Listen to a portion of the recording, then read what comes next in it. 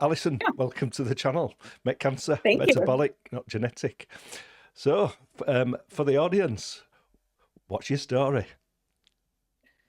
Well, I've got a good story, I think, but I was diagnosed with metastatic breast cancer in January 2023. And that was following at least 6 months of pretty significant back pain. It had really just felt like something different anyway. And, you know, I tried quite hard to work with my GP and the medical system here to figure it out. But at the end of the day, they hadn't figured it out. And I sat up in bed one night and felt this, just like I had been hit by a train from behind, just this paralyzing pain.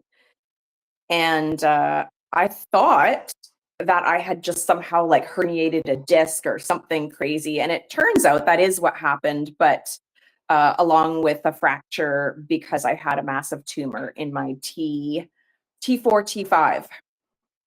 And I went to the hospital, and that's when they told me it was cancer. So that was pretty shocking. It took, the night for them to identify that the cancer was actually coming from my breast. And I had many tests, those following weeks while I recovered at the hospital. And it was interesting. Maybe not as devastating as it should have been, but I'll be honest that I was really cancer naive.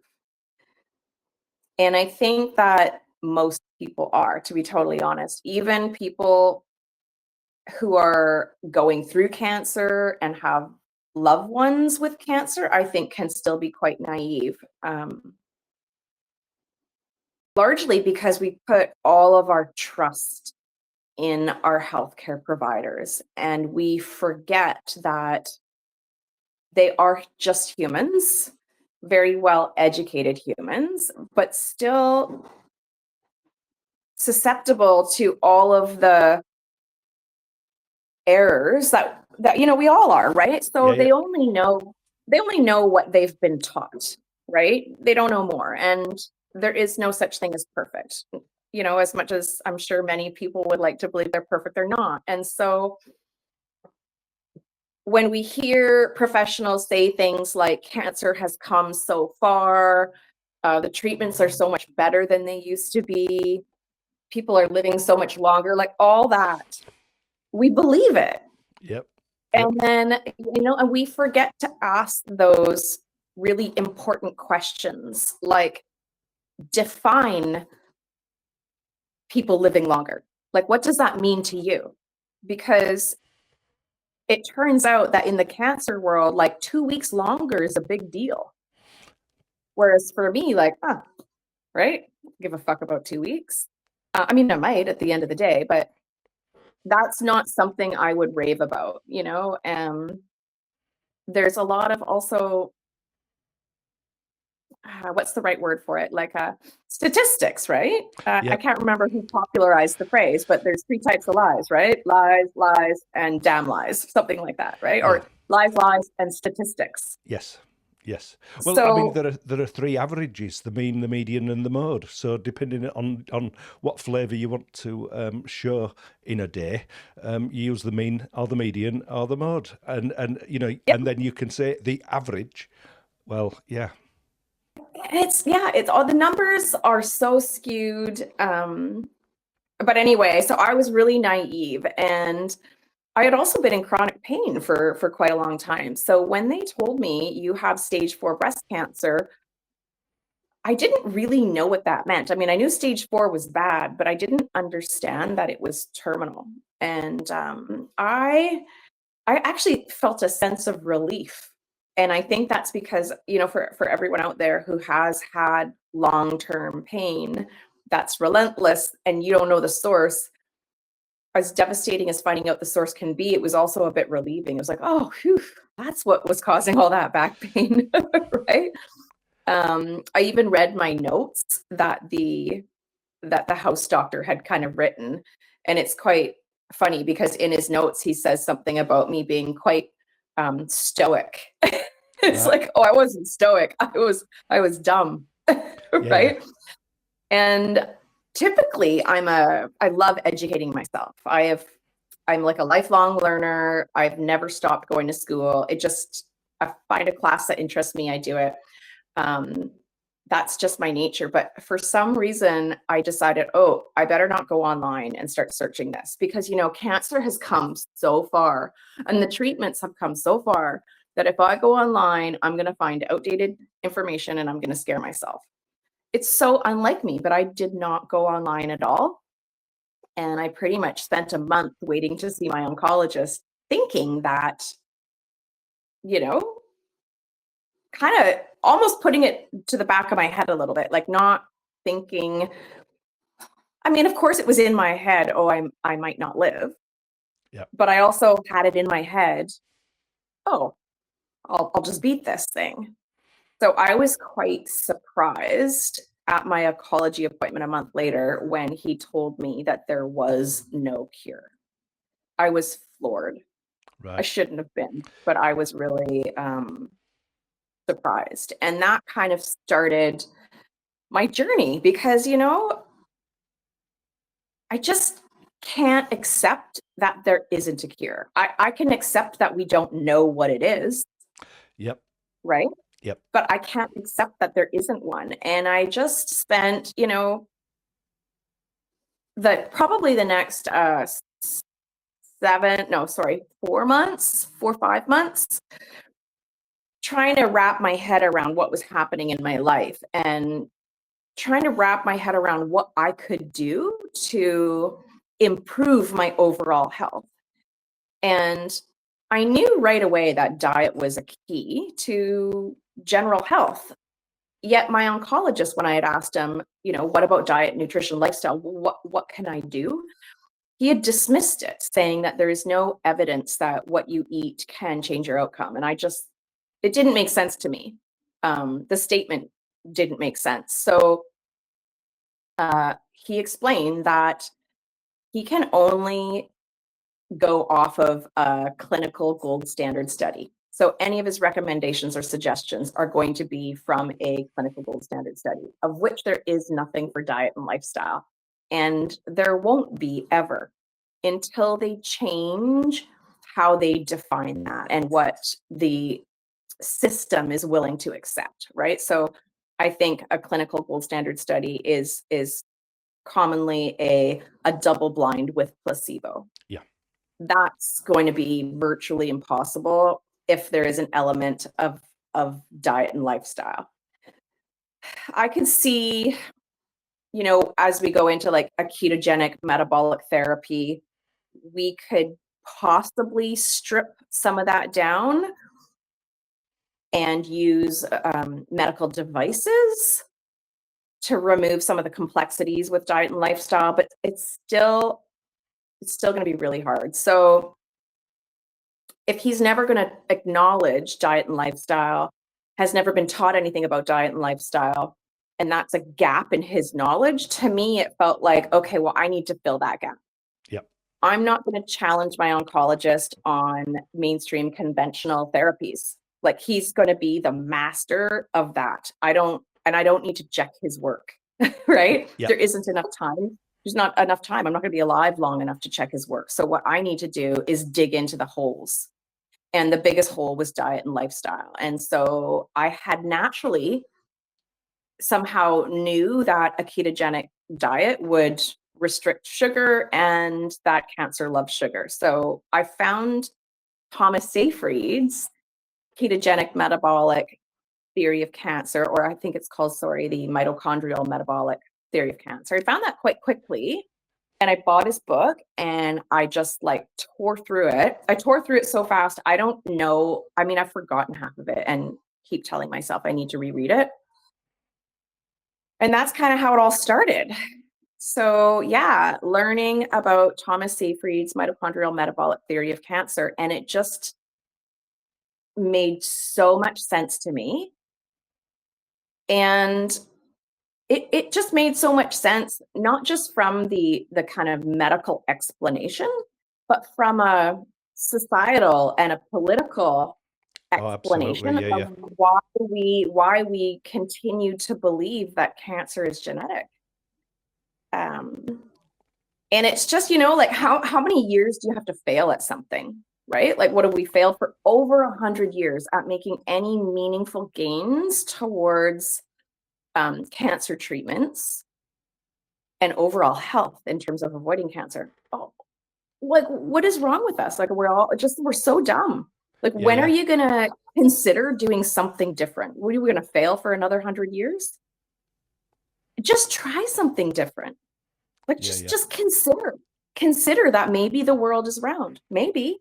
I mean, yeah, maybe not, but maybe, right? Maybe we should bark up that tree a little bit.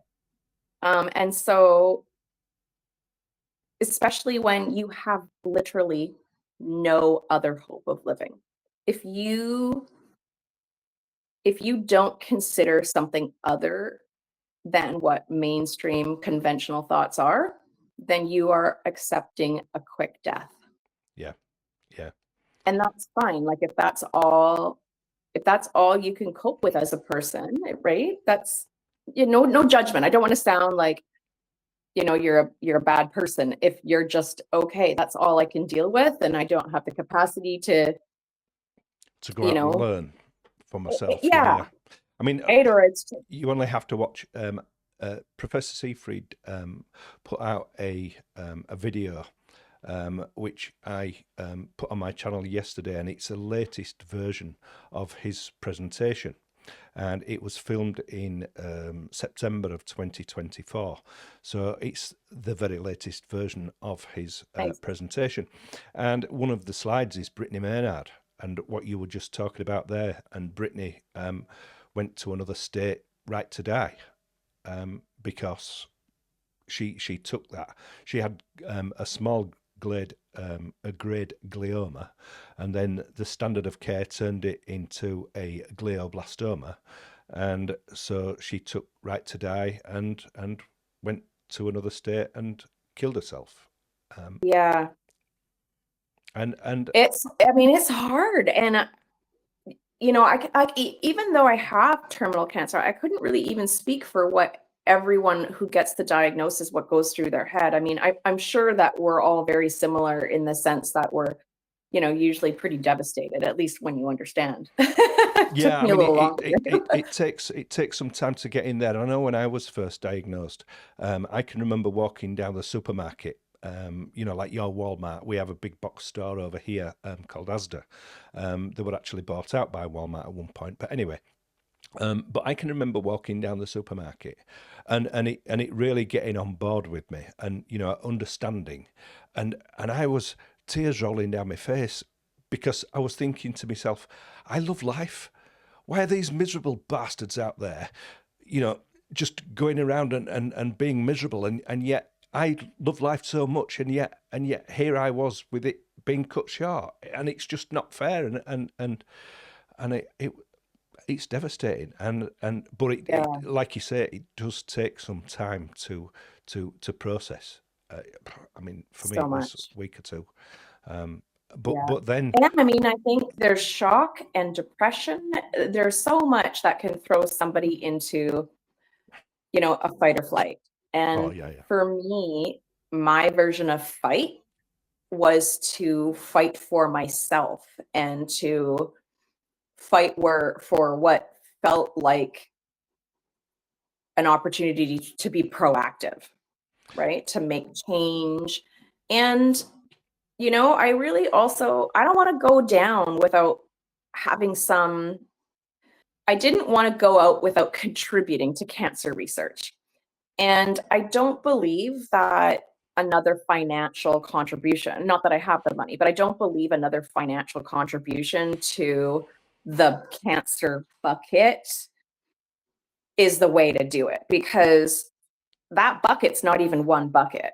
You know, if it was one bucket, maybe we would be better. But you've got the lung cancers and the, you know, breast cancers and the brain cancers and the don't get colon don't get me cancers, started. Don't get me and started. nobody is working together. And I don't know if that they're not working together because part of the dogma is that all of these cancers are different and genetic, or if they're not working together because the initial um, the initial, the person who originally started that had a focus on a specific cancer. Or, maybe it's the fact that every Maybe their country, dad died every of it province, or whatever. Yeah. exactly, every But state. but the issue is, I mean, Professor Seyfried has proven in the scientific literature that it is not a genetic disease. So when I was talking to Mark Linton, he said that the somatic mutation theory only accounts for 3 of the Hanahan and Weinberg hallmarks of cancer. So the theory cannot explain 7 of the 10 hallmarks of cancer. And yet, Yeah. and yet, you look at Cancer Research UK, the biggest charity here in Britain. They go, we're in pink, running round parks, and everybody, we need to beat cancer sooner is their slogan on the TV. Yeah. And yet they are doing research based on the somatic mutation theory. Well, if the underlying theory in which you are doing this research is wrong, then you're never going to cure cancer. You're never going to make any meaningful strides. And that Yeah. is the case. And Professor Seyfried talks about 1,700 people a day in America dying Yeah. of cancer. And according to Yeah. Cancer Research UK, they reckon it is 10 million people worldwide. And it's all based on the somatic mutation theory of cancer. And Professor Seyfried states that his metabolic theory of cancer accounts for all 10 of the Hanahan and Weinberg hallmarks. Now, Mark has a small dispute with that. And if you watch that video with Mark, you'll see exactly what he's saying. But yeah. So Yeah, one of your videos. to throw money at it with a wrong theory, you might as well just get it and just drop it down the drain. So they ain't getting any of my money. And if somebody from the charity were to ask, would you like to contribute? Where is the money going, and what exactly are you doing with it? I don't even think that they could answer that question. But I now that I have cancer and I'm part of that community, I am quite surprised at where the money goes. I wouldn't have, and I mean, I probably don't even know all the places, right? But yeah, I thought that most of the money went to research, and then of course wages for the the nonprofits who collect the money, right? Yep. But I am learning by being offered different things that a lot of the money goes to patients for not for therapies, but for various things like, and it's not to say that it's a complete waste, but it was something new to me. Like, oh, I didn't know that some of the money goes towards, giving a small amount of money to patient volunteers who work with different health authorities to guide their decisions in terms of where cancer care can go, if that makes sense. So, for example, I'm a patient volunteer at the BC Cancer Agency, and every now and then there'll be maybe a new system design or a new policy or even a new educational pamphlet that they want to put out. And so they would like to engage the cancer population to say, how does this sit with you? Which is great. It's always good to have kind of end user feedback or, consumer input. But I volunteered for that, which meant I did not expect any compensation. And I can say yes or no to the various, activities that come up. But recently they were able to offer people a small amount of money for their input. And I have mixed feelings about that because I do think it's great it's going to the patient, but on the other hand, there shouldn't be a expectation to make money from it if it's a volunteer activity. And that money I would much prefer go towards actual research. Like I'm contributing my time in order to give back. And so getting paid for it is I almost want to collect that money and then give it to Thomas Hayes, right? Chris Christopherson or Dr. Coe or Absolutely, and absolutely. give it. But you wouldn't want to give it to Cancer Research UK No, no, no, or absolutely not. Prostate Cancer UK I wouldn't even give or it any. back to the BC Cancer Agency. Well, no, exactly, You and know, I would get it from them. I would give it to, and yeah. and and So, and I think that's great, but then there's also lots of things that I also find wasteful. Like there are patient diet and nutrition programs, which is amazing, except I don't believe in the advice. And it's also strange that they can offer with cancer money, they can offer educational resources to patients for diet and lifestyle choices, but it's not the same thing your oncologist would recommend. So the diet and lifestyle recommendations that the research or the donation dollars are going to funding that's teaching the patients is like eat healthy, everything in moderation and get your exercise. And it's not bad advice if you don't have cancer. But it's funny because your oncologist doesn't say that. And when you leave chemo, they give you a cookie and a juice box. So, well, which is it? Am I eating cookies and juice boxes or am I eating, you know, whole foods and exercising? So, like, there's these buckets of money, and I don't think they can get their story straight. no, no. Right? It's frustrating. It's frustrating. Yeah, when you first spoke there,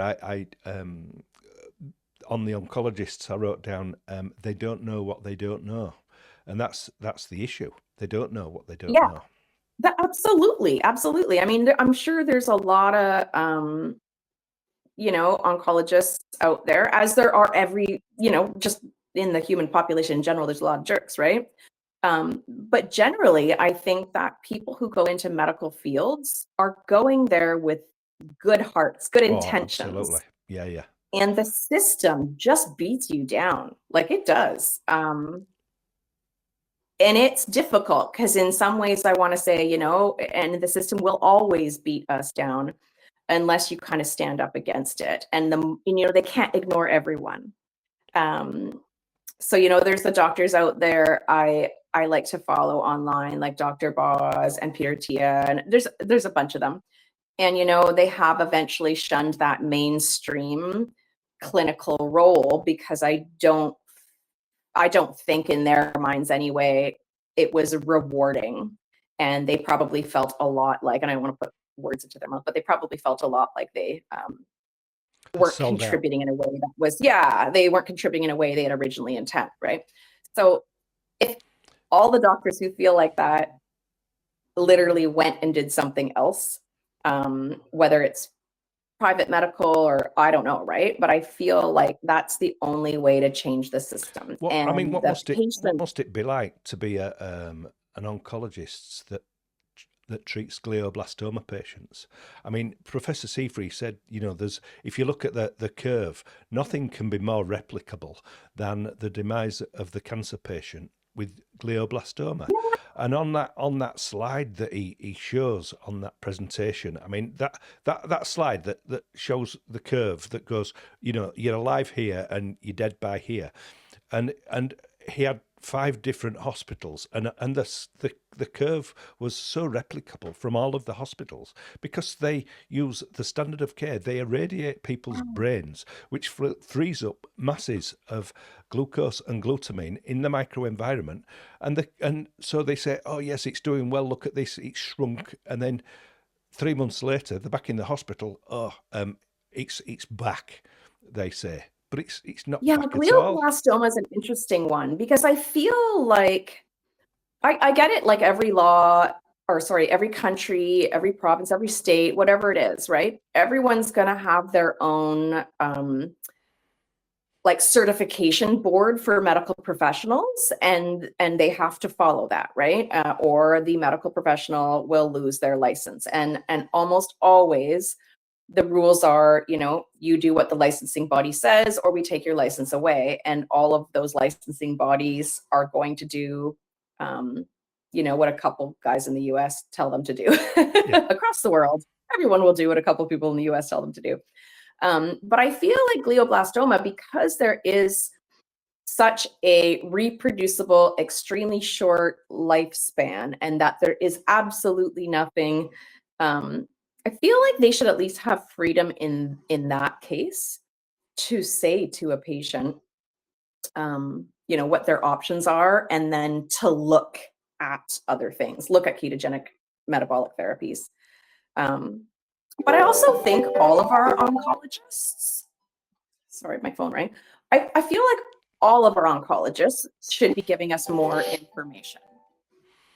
For example, I've spoken to a lot of cancer patients and my own oncologist, right? And a lot of other cancer patients. And at no point has anyone ever had their oncologist say to them, this is your type of cancer, this is your prognosis, these are the treatment options you have. And I'm only able to offer you those treatment options because that is what is licensed. That's what I'm licensed to offer you. There may or may not be other things out there.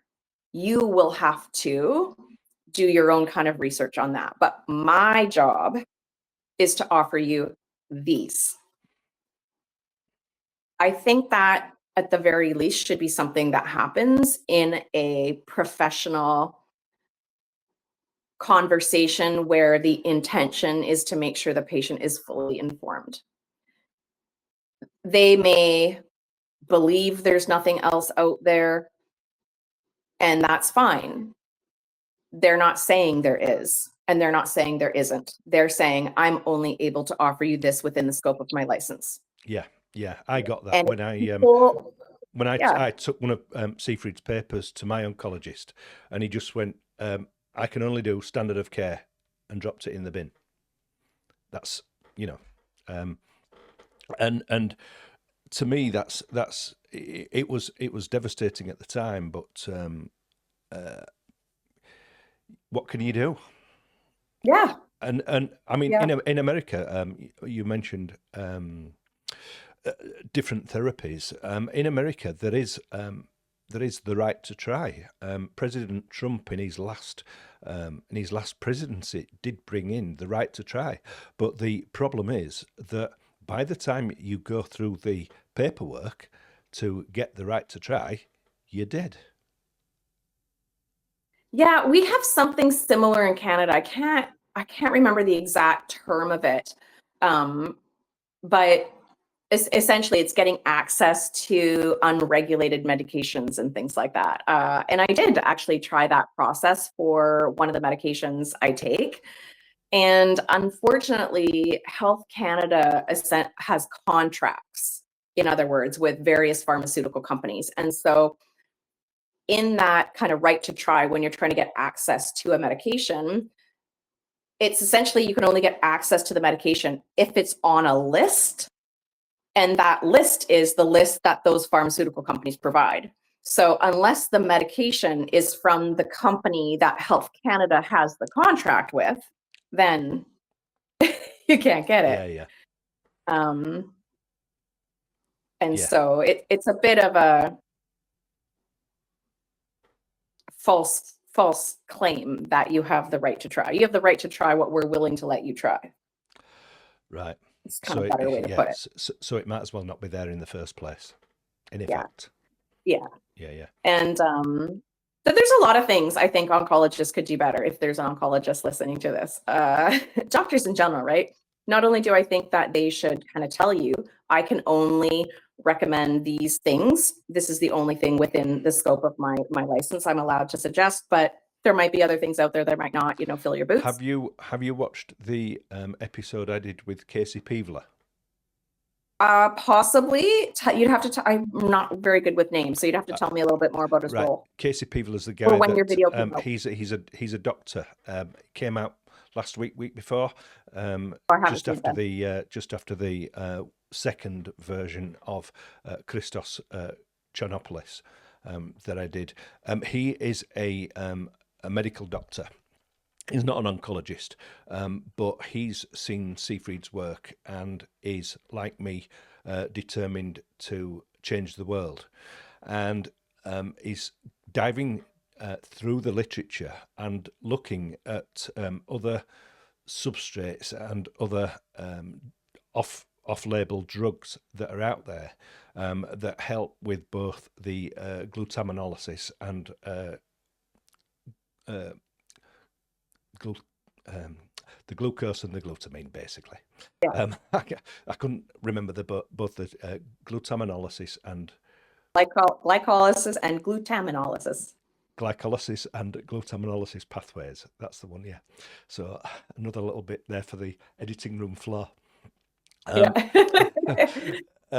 But his channel is very, very difficult to follow, especially for some medical numpty like myself. But he does do a deep dive, and there are quite a number of substrates that he talks about that do help with the glutamine pathway. And so I would recommend obviously first checking out the video that he did with me, but then I have put a link to his channel so you can check that out for yourself, because I think there might be something in there of benefit to you. Yeah. And I think that's great. I think any doctor who is willing to have an open mind and put the time in would find Professor Seyfried's work humbling and interesting enough to look into it further. What I do know, though, at least in British Columbia, where I'm living, we have such a doctor crisis, a shortage. I'm sure it's like that in many other places. I think all over Canada, and I'm sure in many other places in the world, there is a lack of doctors, so they don't necessarily have the time. But my oncologist has, I think when I talked to him about it last year, he had said just over 700 patients. 700 patients, one oncologist. So he doesn't even see his patients if they're doing well. I actually went an entire year really without seeing him because I am just doing totally fine, right? So instead of having like a monthly checkup, which you typically would, you instead during that monthly checkup, I might see a nurse practitioner or a GPO, but not my actual oncologist. They just don't have time. So to then say, okay, I also want you to go outside of what you've been taught, right?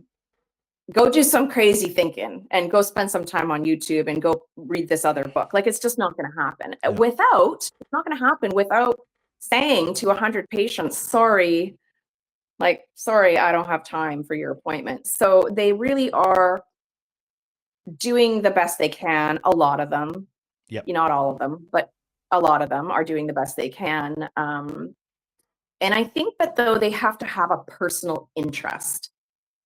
And I know my GP, for example, his personal interest is not cancer. His personal interest seems to be more along the lines of mental health and drug addiction. So, on his own time, that's where his headspace goes.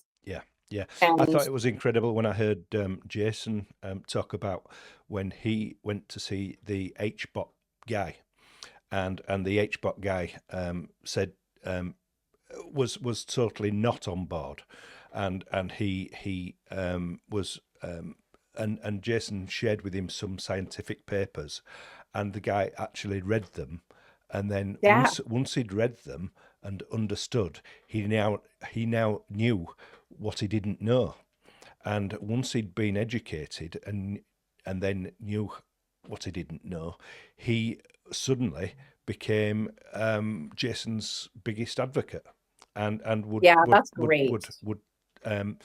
give him however many atmospheres he wanted and for how long he wanted, etc., etc. Yeah, I think actually I am glad Jason was open with his HBOT provider, and I think a few people have definitely talked to their care team about doing a ketogenic metabolic therapy with a press pulse specifically. And a lot of doctors just blow you right off. Like, I've had it as well. But there is often times where you can have a good, intelligent conversation about it.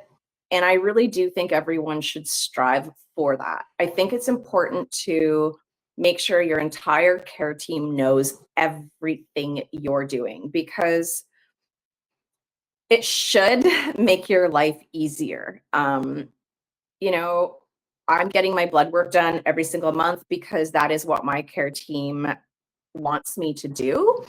And the beautiful part about that is that it gives me the opportunity to monitor myself. It's not just them monitoring me, it's me monitoring me.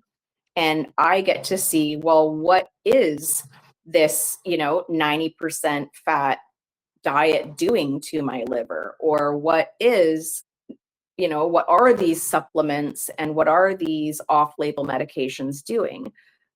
Is there a counterindication here? Am I having any side effects? And if I am, I can, manage that. But I also think it's important for my care team to understand that I'm doing all these other things, because the last thing I want them to do is to change their thinking because they don't have all of the information. I want everyone to have all of the information when they're helping me make decisions about my care. Yeah, yeah. And I do look at it like they're helping me make decisions about my care. I do believe that I have the right to say yes or no to their suggestions. And I do. Like, it's not only that I feel that way, I do have the right to say yes or no, but I want to go into it having considered everything. And if I've hidden what I'm doing, I can't trust that their advice is based on the right data, right? So I do think it's important for everyone to talk to their oncologist and their care team about it. And not only for their own best health care, but the more we ask for ketogenic metabolic therapies, the more that's going to get irritating. And every oncologist is going to be like, yeah, my patient's been asking for this. Oh, mine too. Oh, mine too. And, oh, well, and eventually someone's going to be like, maybe we better look into this. Yeah. Right. Yeah, yeah. So it really is a lot of this is on the patients to think outside the box. Ask your oncologist for this stuff.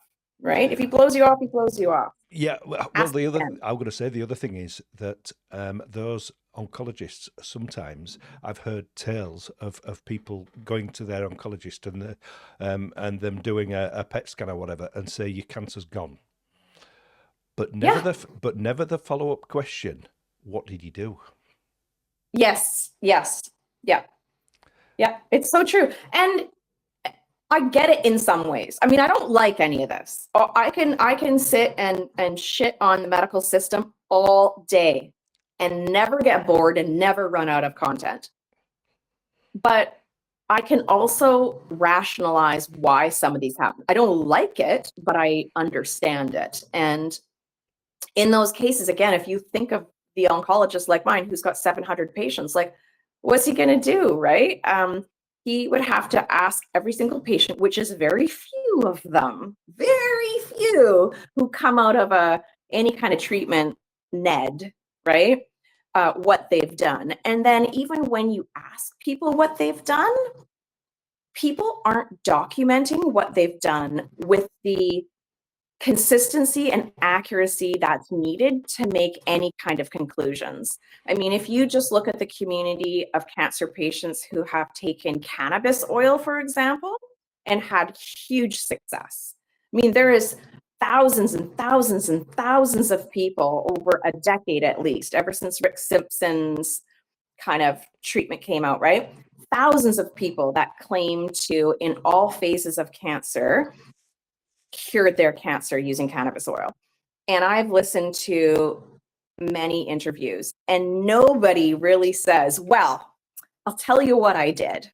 I slept at this time for this many hours after doing this before I went to sleep. And then I woke up and I did this and I ate this. And then I went for a walk and then I did this and I did this. And then I took cannabis oil, right? They pretty much just tell you what cannabis oil they took and how they took it. Yep. And how many milligrams. But it's like, what else did you do? There's not enough to make any kind of. And so what are you going to do when you've got 1,000 people being like, I took cannabis oil? Oh, good for you. Yeah, Right? yeah. Do you know what kind Well, of cancer I you had? actually, I don't really know. you know, I've obviously put Met Cancer, the website together, and a forum on there. The Warburg Warrior were one of the members there. But I would also like on Met Cancer, but I haven't got the programming ability. But maybe either Grok or one of the other Chat GPT-4 will maybe help me put it together. But I would like to I would like to put a sort of a my diary section for people to do like you did with your own blog, where they could log in and add to their own diary every single day, but have strict boxes in there so that they would have to log, for example, their GKI numbers. Yeah. And It's a lot of work. It's a lot of work and it's a lot of commitment documenting everything you're doing. But at the end of the day, it's information that is critical for yourself to evaluate your progress and how you can make changes to your treatments and things like that. But you know, if you're doing something outside the box and you want to contribute to a cure for cancer, then document everything you're doing, right? If you're doing something proactive and you want to contribute, document it all. Read case studies, like no matter what you're doing, go find some case studies related to what you've chosen to do for your personal care. And in those case studies, look at what types of data the research is needed to make those case studies, right? So in the mitochondrial metabolic theory and in the ketogenic metabolic treatments with Press Pulse, if you look at the case studies, they go into things like what was the glucose, what was the ketones. They will sometimes talk about the GKI, although you don't have to give the GKI because as long as you've got the ketones and the glucose, that calculation can be made in hindsight. But they talk about how exercise affects your glucose.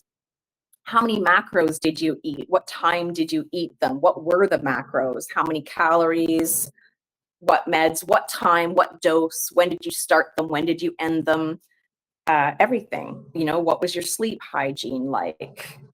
just one All thing, of whilst it's in my head, I want to mention it whilst it's actually in there, and not let it drift off and without mentioning to you. And I can cut this out anyway. But I mentioned Dr. Casey Peevler. One thing he did say that came out of a study that he read, Don 6-diazo-5-oxoL-noreleucine, is more effective and better taken orally than by injection, which it's interesting. really Yeah, there's surprised me. there's only one study I'm aware of where they ever looked at oral dosing. I think it was 1957, McGill, 1957. So if he's extrapolated that from that one study, that'd be interesting because I don't think that's the outcome, but maybe there's more studies. Yeah. I know that in the papers, in the research papers, it has always been intravenous or subcutaneous. And that makes sense because it's 100% bioavailable at that point. Your body's not having to metabolize it. And when substances go through the metabolization process, it's called first pass metabolism. They goes through your liver. Some of that is but bioavailability, some of the bioavailability is lost in the liver and they don't know how much. So for exact dosing, research is usually done with something in a way that makes it 100% bioavailable, right? And then they know exactly how much. And in mice, they would, I think, inject it kind of into their abdomen space. Right. Abdominal space. So yeah, I mean, who knows? There's a lot of people. The majority of people in the community who are taking Dawn for a ketogenic metabolic therapy with press pulse, I'd say like more than 90% are taking it orally. And as far as I know, there is still only one person who is Ned. And I'd say that I'm aware of, there's, not that I know every single person, but I know that there's been at least 100 people for about a year trying this and taking it orally with very little success. I've heard of a lot of reduction, which is great, like really wonderful, but nobody is Ned. I find, but again, a lot of the people that are doing this have not been able to find other users. And so there is a huge gap in knowledge, right? There's a lot of people, and I was also for the longest time isolated. I didn't know who else was doing this. I didn't have anyone to learn from. Everything was trial and error. And once I found a community, it really changed everything. I started learning from more people. I started kind of, oh, that's what you did and it worked. And now that's what you did and it didn't work. And I mean, holy cow, it's so important to have other people. And anyone who is preventing others from connecting is a horrible person, right? There should be no one trying to isolate people, and there are. And it makes it difficult to learn from each other, and it makes it difficult to know if we're doing the right thing or not, right? Yeah. And there's so many variables in the ketogenic therapy with press pulse. There's so many variables. Please send them my way. I'll talk to anybody, and that's if we can get that community. I mean, that's why I built the forum for Yeah. to build a community. And if it's hard. I mean, it's hard for it. The internet is a big, wide place, right? And so helping people find each other, like even having a blog, right? I have a blog. I should probably mention that I started it originally when I started a ketogenic metabolic therapy because I felt very alone, and I scoured the internet and could not find anyone else. And so I thought, well, you know what? I'm gonna journal my treatment, and hopefully if other people can find it, they will learn. And of course, also it was a way to communicate to family and friends without 18 million texts and things like that. And I did go into some really nitty-gritty details there. Not raw data. I hold raw data for researchers. So to document everything, I use technology, obviously. So I have a Keto Mojo. I take my glucose, my ketones using that. I do that often. I mean, there's times where I'll poke myself like 6 times a day. There's other times where, it's only once or twice a day. I'll go through occasional periods where I don't poke myself at all if I'm taking a break or something from a protocol. But I leave all that data in Keto Mojo to download later. For my food, I track everything in Chronometer. And so the times I eat, the macro ratio, it's 4-to-1, by the way. I'm trying all sorts of new things with diet. And then all my meds, all that I keep on a spreadsheet. So it's more of this is how I felt and this is what I did as if I'm telling a story of each day is what's in my blog. And there's a lot of stuff in there you can't say on YouTube, right? So I have a channel and I am trying to tell people a little bit about what I did, but YouTube does not think friendly of people who talk about alternative or what they perceive as alternative to I mean, mainstream. you only have to look at my channel. You need 1,000 subscribers in order to be able to monetize a YouTube channel. I now have 1,176 or something as of this morning, and yet when I applied to go on the YouTube Partner Program, I got a reply that said, "We will not monetize your channel. It's dangerous, dangerous information." That was it. Yeah, and I mean, Nothing else. Nothing. Dangerous information. Well, hang on a minute. If you actually read the scientific literature, you would see that it's not dangerous information. It's dangerous information in your head.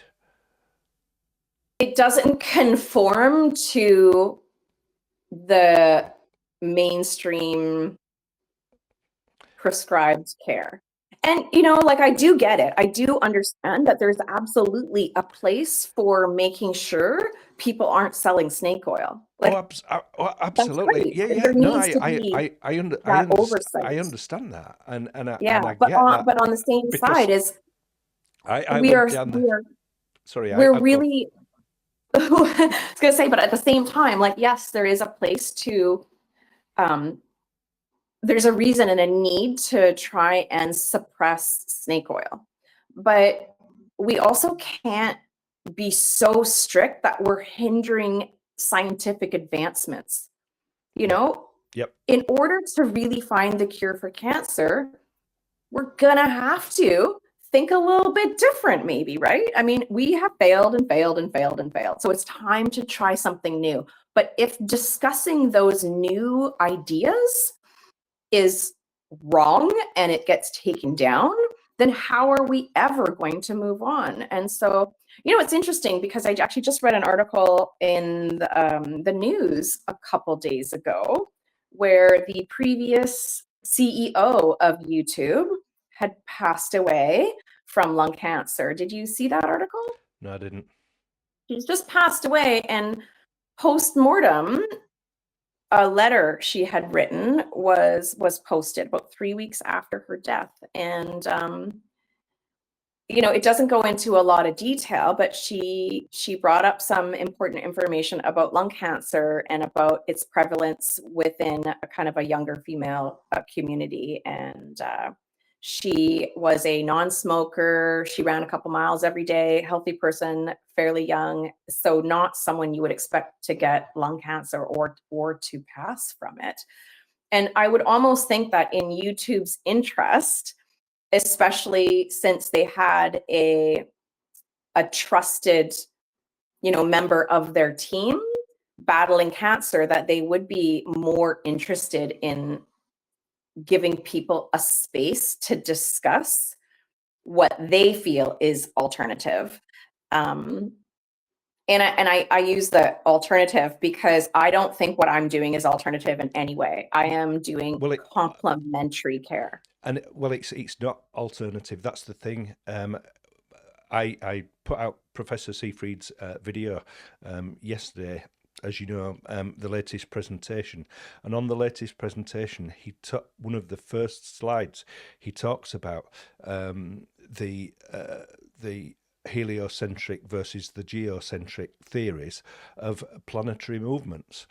And the image that he showed on screen, I'll show it on screen now. And when you look at the old guard's perceptions, the planets were going in circles around the Earth, and it couldn't be explained. But then when Yeah. they put the sun at the center of the solar system, everything made sense. And Yeah. but we talk about the old guard. Giordano Bruno was burned at the stake in a square in Rome for his beliefs, because the Catholic Church wouldn't, at least YouTube are not going out to lynch me and burn me at the stake. Yeah. Yeah. It's hard. So there's a lot on my channel. I'm often watching my words, and I would love to just say everything exactly as I want to, but instead it's on my blog. Yeah, Um, yeah. so Well, it is what it is. I'm probably shooting myself in the foot, and that's why I've had to go out and get a job, because I'm telling it like it is, and you know, so be it. And if they take my channel down, they take my channel down. I mean, I post every video that I do on X and on another portal as well. But of course, YouTube gets the audience. So being Yeah. being being first to market with their system, and that's what Yeah. everybody else is And people on kind of board have with. to ask themselves, people kind of have to ask themselves too, like if you and I are just watching our words and we're essentially nobodies, or at least I am, right? If Yeah, I'm a I'd say nobody you and are. I'm watching my words, then what is it like for physicians who are online, right? So some of these more popular um, doctors on YouTube who want to talk about this, Yep. they're being even more restrictive with their words than we are. And I know I have felt that in the sense that trying to figure out how to self-prescribe a ketogenic metabolic therapy, um, there's a lot I learned by doing it and doing it wrong. And I was really surprised at how some aspects are not dressed in a lot of the videos you find online. And I think it's because, you know, the content providers are having to be careful about the words they choose and not to over accentuate any portion of a protocol or and things like that. So Yeah, I mean, it absolutely blows me away when the light bulb went off for me and the whole cancer system being broken is when that realization came, and I watched Professor Seafried give interviews on various other YouTube doctors' channels, and they understood exactly what he was saying and took it on board. Then why have they not done like I have, which is try and shout it from the rooftops? But of course, that's you've just explained exactly why. yeah. And then I also, I mean, I love Professor Seyfried and how passionate he is. I love how much he laughs. He's got a great sense of humor. And you kind of like, I love him too, because I feel a little bit like you just wind him up and let him go, and he can go on forever. Very entertaining. I do like it a lot. And I also feel like maybe he's just gotten to that state in his life where, you know, he doesn't care anymore what people think. He is secure in his position. But I also feel like he wouldn't be if he wasn't right. You know, like Yeah, for as outspoken as he is, if he didn't have the data to prove and to back up what he is saying, he'd have been fired a long time ago. yeah. Right. So I do think that he holds a lot of respect in the community.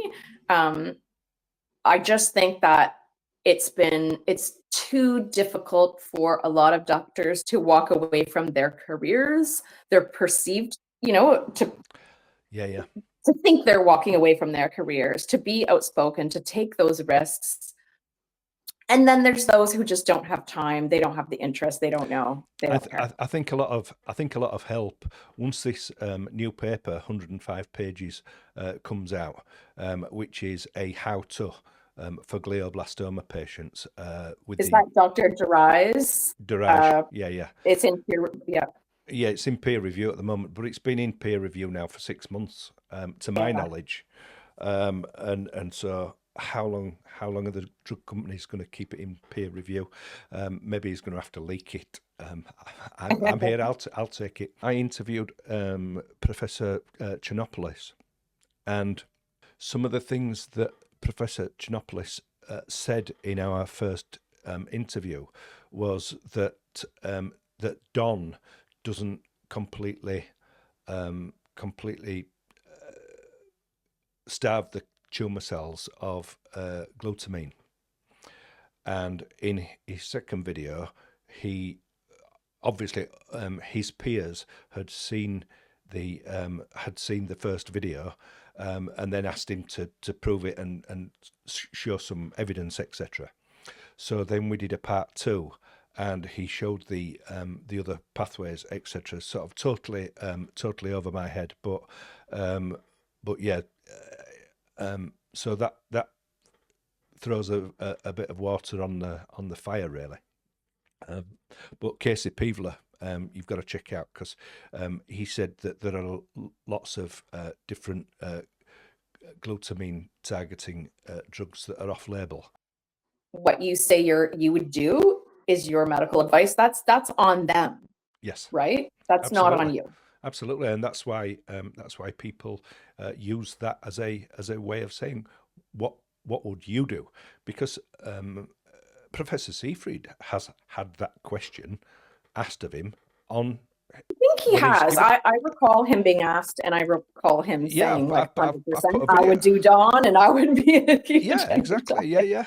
yeah. And he's been on the web, and I've put a video out of him saying exactly that. What would you do? And I think that's how I entitled it on the thumbnail. So what would you do? But no, getting back to what we were saying, I think retired doctors, and especially retired oncologists that know they've not been doing as well for their patients as they might do, when they learn of Seafried's work, will maybe take up that paper and help help people get well.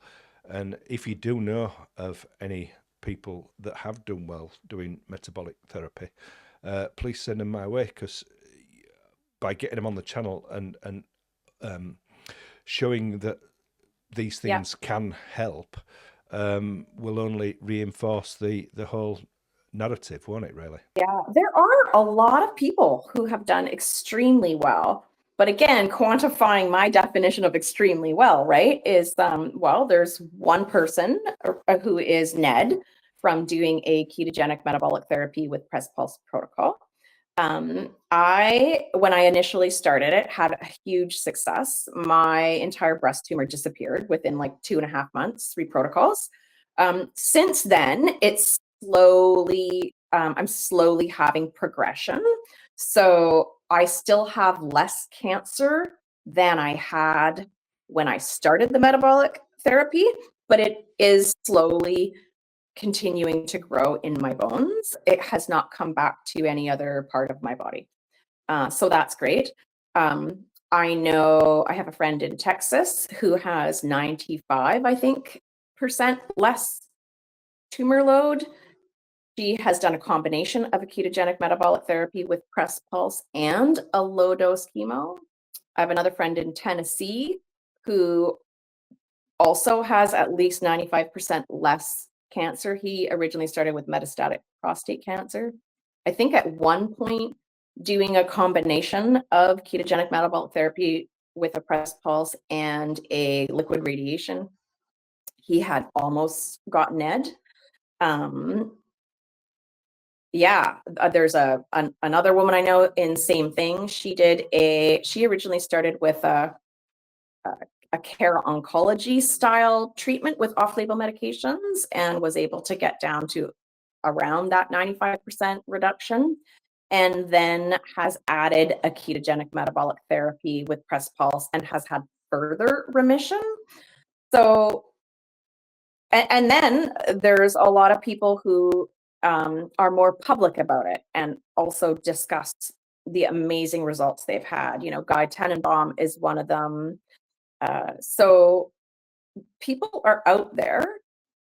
And again, hopefully everyone has really documented all of their choices, and eventually these can be amassed, put together, case studies formed. And I think the more we talk about it, the more open we can be, the more honest we can be, the more willing to have respectful, open conversations, Yeah, then the further this is going to progress. I do find, though, that there's people get really emotional. And you can't blame a physician for getting emotional when a patient is challenging all of their education and yeah, their beliefs. And you can't blame a patient for being, getting upset when they're told they're being stupid, looking outside the box. So I do think that some of these conversations can be quite confrontational, but if we can remove the emotion and talk about this more, talk about it on social media, talk about it with your family, talk about it with your friends, we're going to be able to move forward a lot faster. Yeah, unfortunately, a lot of people are stuck with the dogma that cancer is a genetic disease, and if that's what your oncologist tells you, then he's got to be right because he knows. I mean, he's been to medical school, for God's sake. There's so much dogma, and people just don't, you just have to stop and think. The one I hear the most among other cancer patients when I discuss or when they ask what I'm doing, and I tell them about the very strict ketogenic diet and how it's 4-to-1, this and that. And it's the keeping your glucose down. I'll be really specific. Keeping your glucose into the therapeutic ranges of 3.2 to 3.6 millimoles is the most difficult part. And I think why a lot of people struggle, well, there's a whole host of reasons, but part of the reason is socially what is aired in the media is that it's a ketogenic metabolic therapy. You have to be on a ketogenic diet. All anyone talks about is the ketogenic diet and then off-label drugs, but they don't go into specifics about the ketogenic diet. And it's not just a ketogenic diet. That's what people don't understand. It is a ketogenic diet, and then there's lifestyle pieces, which not only include things like de-stressing, which might be yoga or meditation or going for walks. And then speaking of those walks and lifestyle, it does, like going for a walk, getting your muscles moving, pushes the glucose into your muscles. So don't sit down after you eat, go for a walk. Also, really small meals that are really high fat, the 4-to-1. And if you're just like constantly eating these very little tiny amounts, you won't have these glucose spikes. So there's a lot of details around keeping your glucose down that goes far beyond just eating a ketogenic diet. But a lot of those details we don't go into. When I talk about this strict diet, they say everything in moderation. Everybody says that. And then I have to say to them, okay, what's your baseline? Where are you starting from? Is it the standard American diet? And then you're going to moderate that? Because that means you're only eating like 1 cupcake a day instead of 2. Like, what does that mean? Everything in moderation. I mean, we all have very different diets, and most of the world's diet is really, really bad. So if you're going to put a little bit of moderation on an absolutely horrible diet, then guess what? Your diet's going to be still really bad. So, you know, so I that's my biggest issue is it's that dogma, right? Where people just like spill out of their mouth something they've been hearing their whole life without really thinking about what that means. Yeah. And yeah, it's tough. It really is. Well, Alison, it's been great talking to you. We'll have to do it again when we're both more prepared. Yeah, and we bounced all over the place, so you might have some editing to do. and some real Q&As, and be organised and be more professional. I'm certainly not that, but yeah, all we're trying to do is save the world, you know. Yeah, I'm with you. Yeah, brilliant. So, Alison, it's been great talking to you, and we'll definitely have to do it again sometime. We can do it offline too. Yeah, sure. Okay. Great. Okay. Talk to you later. Bye-bye. Bye.